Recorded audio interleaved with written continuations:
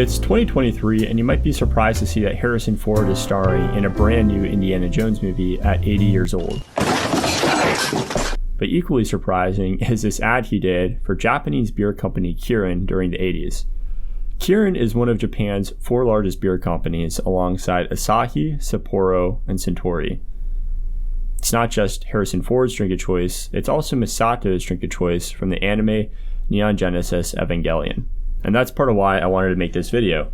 Growing up in high school watching Neon Genesis, I always wanted to try the same drink Misato is drinking from the anime.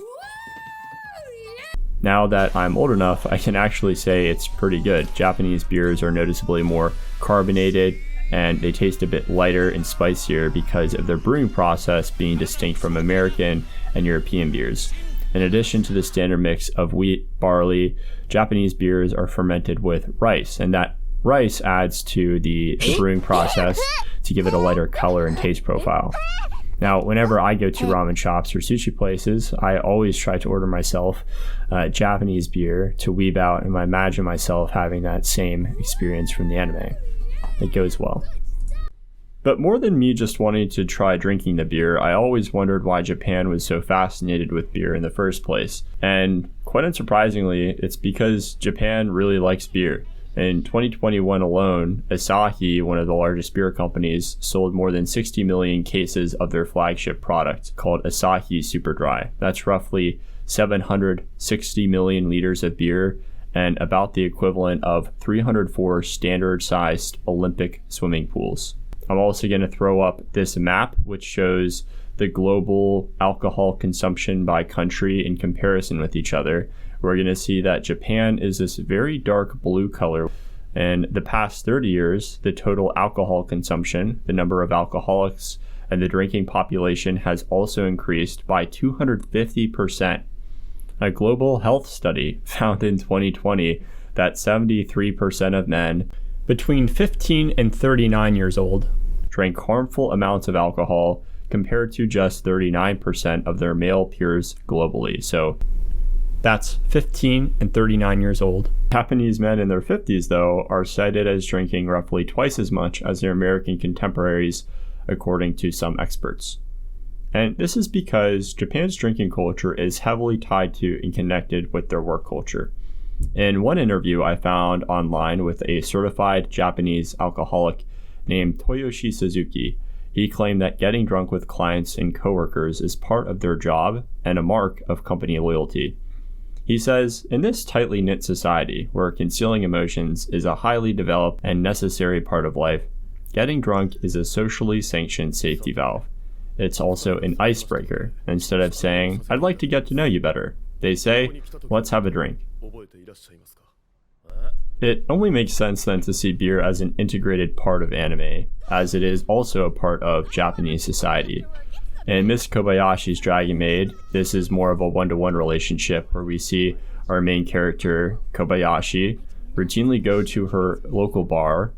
In Neon Genesis Evangelion, the work and stress of the day of fighting angels makes Misato unwind with a nice cold beer.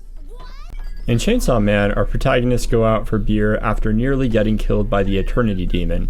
Now, fighting demons, angels, and then living with dragons sounds very far from reality, but unfortunately for several Japanese wage workers, this is not as fantastical as it may sound. They have their own monsters and demons to fight, and that's managers booking them for overtime.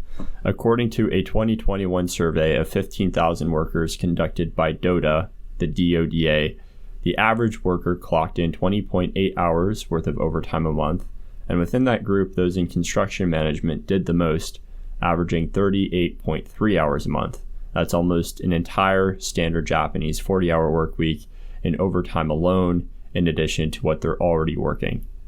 Overtime and overwork is so pervasive throughout Japan that there's a term called karoshi used to describe it, which roughly translates to overwork death. The International Labor Organization recognizes this term and cites cases of karoshi where workers literally die from overwork. Mr. A was cited as working for a major snack food processing company for as long as 110 hours a week and died from a heart attack at the age of 34. Mr. B, a bus driver whose death was recognized as work-related, worked 3,000 hours a year, and he did not have a single day off during that time, from which he died of a stroke at the age of 37. It goes without saying that working significant overtime hours can have a detrimental effect to both physical and mental health. Drinking makes sense as a type of self-medication for the average Japanese salary worker in order to cope with the stresses of karoshi. Drawing this direct causal relationship between the two seems to make sense from my outside Western perspective. And it at least makes sense when looking at the anime that I've copiously consumed throughout childhood and now into adulthood, where we see our main protagonists fight big scary monsters, demons, angels, but finish off their day with a nice glass of beer.